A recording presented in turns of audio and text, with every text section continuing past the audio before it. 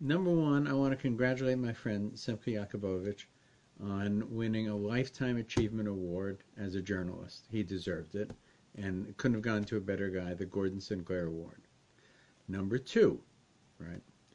Number two is that today is International Women's Day.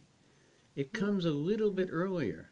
You should know the first International Women's Day came on Purim. Purim. Why?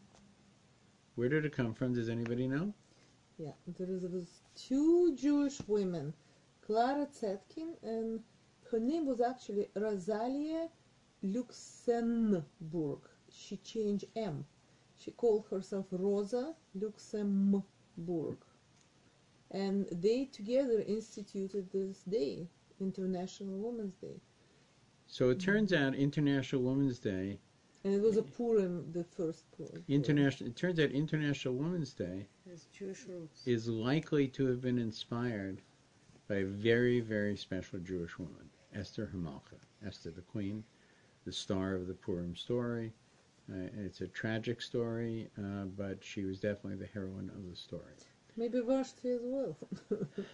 And also, I would like to dedicate the learning today to my friend's mother, who is Nifter, Agnes Lantos, as well. So we are now entering... Her neshama should have an aliyah. So we're now entering Chapter 6 of A Question of Redemption. Mm-hmm. Can the modern state of Israel be the beginning of redemption? And this chapter may be in some ways the most interesting and in some ways the least important. That is to say, there are some things you don't need to prove, but proving them can be very interesting anyway. Mm-hmm. And there's one question this chapter asks. And the question is, why would God bring redemption specifically through secular Jews? That's the question. Mm-hmm. Right? And why is, remember, we've actually looked through this coming up to these chapters, right?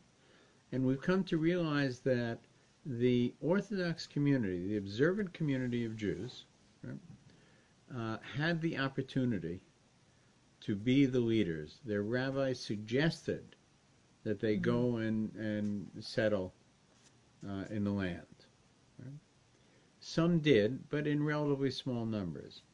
And for reasons that are a little bit unclear, people who were engaged in Judaism through the Enlightenment, as opposed to an intellectual experience, as opposed to a traditional religious experience, and who came from fairly established and wealthy homes, were willing to give up everything.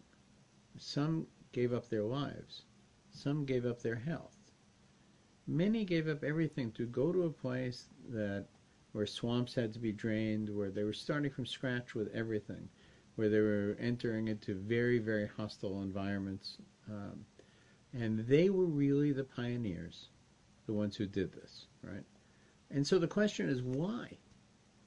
We understand that it would be normal, since God is engineering all of history, that it would be normal for him to have chosen, you know, we're coming, Purim is now, and a month from now it's Pesach, and for 2,000 years we've been saying next year in Yerushalayim, the observant community.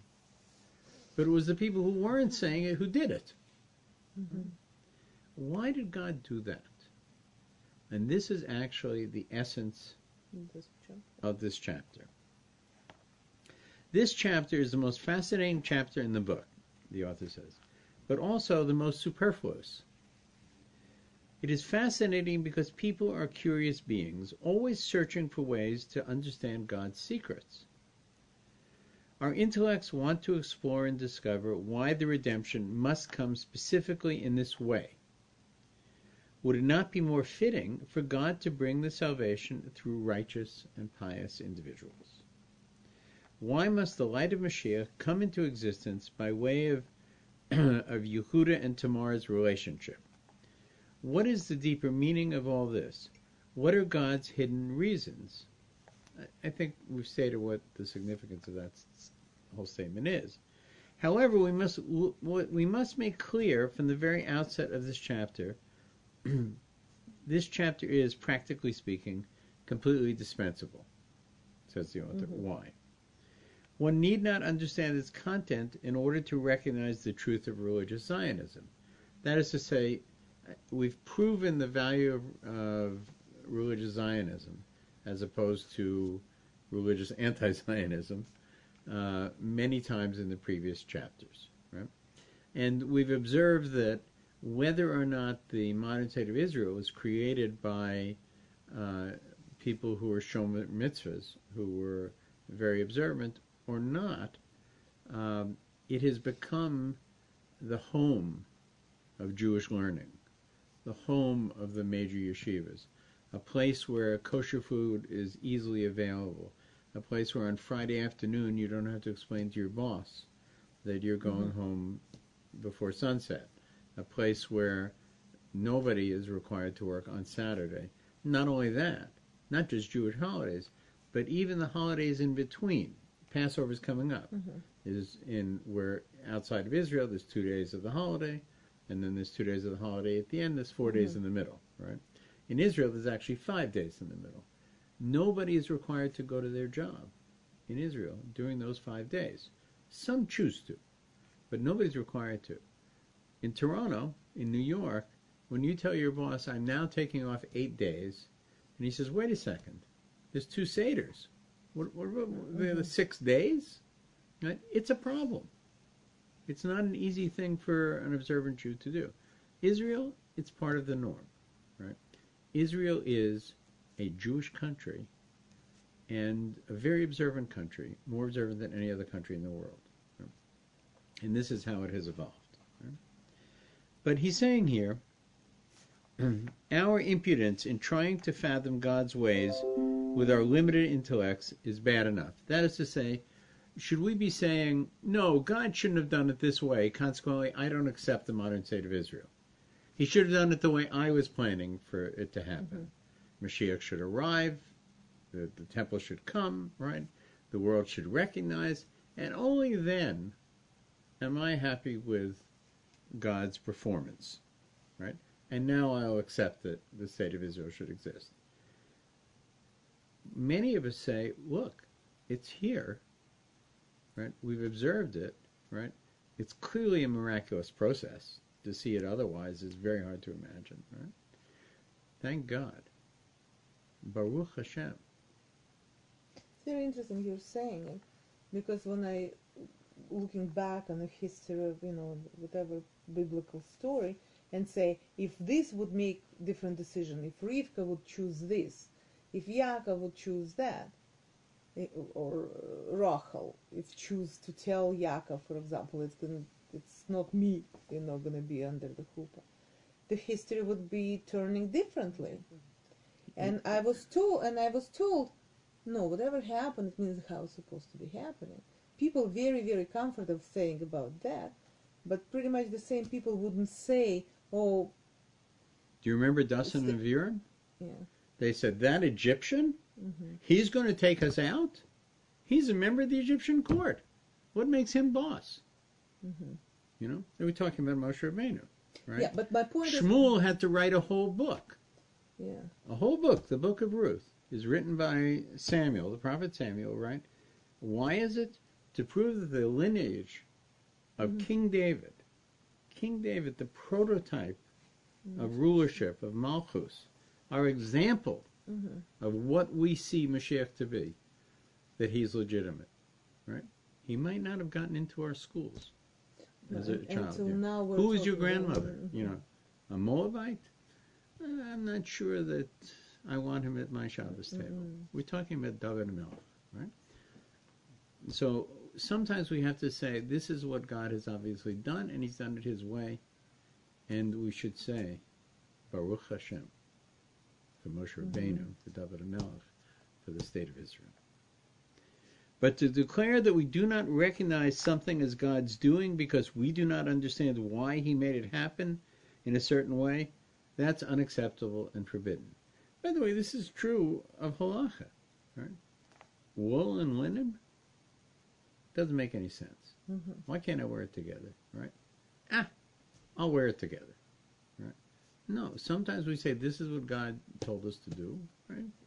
We do it, you know. It's a reason we see, and we see over the generations it works. Mm-hmm. It's appropriate in this context to reiterate the words of the Netziv that we've heard before. Right? We must not speculate that this great matter, the resettlement of Eretz Yisrael, should have occurred differently as people visualize it in their mind's eyes. By the way, we should have a certain sympathy for this problem, because in a world where they could not imagine a process where Jews would liberate the land, that, you know, for 2,000 years, second-class citizens wherever we went, despised wherever we went, distant from the country, no power, no military might, right?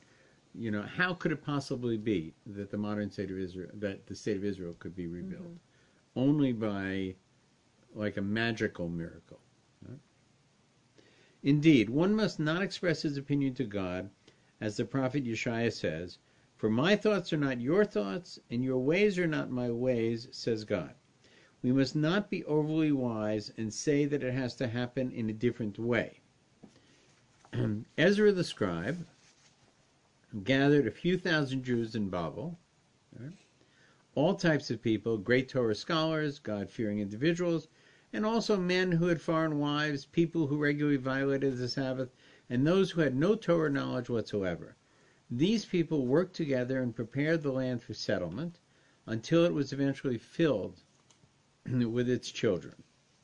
We too must awaken to the sound of God's desire, which resonates from one end of the earth to the other, wherever our brethren are scattered, all types of Jews. This is what the Netziv tells us. Halacha or Kabbalah. Many people read only Rav Kook's philosophical writings and therefore think that his outlook has no basis in halacha. It's because the writing of Rav Kook is very mystical, often, sometimes poetic, and his Hebrew is quite complex. It's not the nature of halachic rulings very often, which is more pop, pop, pop. Right? Even within the Zionistic yeshivas, many people are familiar only with the conceptual, mystical side of this approach, not its halachic foundations. Therefore, the general public often receives a skewed picture of religious Zionism. That is, they think religious Zionism is inspired, but not halacha. Right? The following account illustrates the point. Rav Hillel Zeitlin recounted something he had heard from one of Rav Kook's greatest opponents, Rav Yosef Chaim Sonnenfeld. Rav Sonnenfeld and Rav Kook actually had a personal respect for each other, but viewed the settlement very differently. Rav Yosef Chaim Sonnenfeld was the Rav of Yerushalayim, and Rav Kook was, and consequently catered to the observant community. Rav Kook believed that Jews, whether they were observant in the traditional sense of the word, or, for instance, they were observing a very, very important biblical mitzvah, according to the Ramban, right, of settling the land, that he had a special respect and was trying to draw them close. Right? The topic of conversation broadened and turned to the youth, especially the pioneers. "I am engaged in a great war with them," said Rav Sonnenfeld. "We cannot compromise with them at all. I cannot speak peaceably to them. They have become my enemies." Right? That is to say, the people who were settling the land, the ones who were, giving everything to do this, right, were also not being Shabbos observant in the eyes of Rav Sonnenfeld. The rabbi of Jaffa, Rav Kook, befriends them in many different ways, but that is not my approach. I suspect them of committing all types of sins. I take exception to his approach, Rav Kook's approach. That what does their internal worth have to do with us? Only God can see inside a person's heart, while we human beings know only what is revealed to us and we must rule according to halacha. We only recognize the words of the great poskim of the earlier and later generations, and we must punish sinners as severely as the law requires. If HaKadosh Baruch Hu has his own secrets and mysteries, he will do as he sees fit. This was Reb Sonnenfeld's view of the settlers. How do we punish people? Reb Sonnenfeld was a judge. You know, he was the Rav. He felt he had a responsibility in the holy city of Yerushalayim to maintain the traditions of the past. Of the state. Of the past. Rav Sonnenfeld Zittel thought Rav Kook's approach was based solely on mysticism, inspiration, which he tended to avoid, and not halacha. To negate such an attitude, we emphasize that one need not read this chapter at all. With all of its significance, in order to understand the issue at hand, we elaborate upon the halachic foundations of religious Zionism in the other chapters of this book, and one can consequently skip this chapter. He's trying to tell you, I can't resist talking to you about the nature and the inspiration of the Zionist world. But please, don't think that's why we're here. Our foundation is as solid halakhically as anybody else's. We've proved it before, and we'll continue to prove it in future chapters of this book. But I'm taking a break on chapter 6 and telling you about my heart, not just my intellect at this point. We do not question God's ways, heaven forbid, even if we cannot fathom why he arranges things as he does. At the same time, however, our quest to understand God's hidden ways can introduce us to new and wonderful horizons. Many answers have been given to the question posed above. That is to say, remember what the question was. I'll read it. Let me quote it verbatim rather than... why would God bring redemption specifically through secular Jews? I suspect, by the way, Rav Sonnenfeld was trying to understand this too, with great frustration. Many answers have been given to this question. We will present 10 of them in the upcoming pages. I think maybe we should hold here, and we'll start with redemption at times of trouble next week. Amen.